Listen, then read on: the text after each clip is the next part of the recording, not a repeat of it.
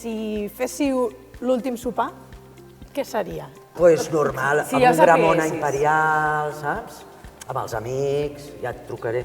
Jo també bastant. Faria un soperillo amb els amics. Jo el faria a casa, em sembla. A casa, a casa. Sí, el faria a casa, no me n'aniria por ahí. Jo crec que també soparia a casa, perquè en un restaurant, imagina't que, jo què sé, comença a anar malament, el cambrer batat, jo què sé, és com que complica un moment maco.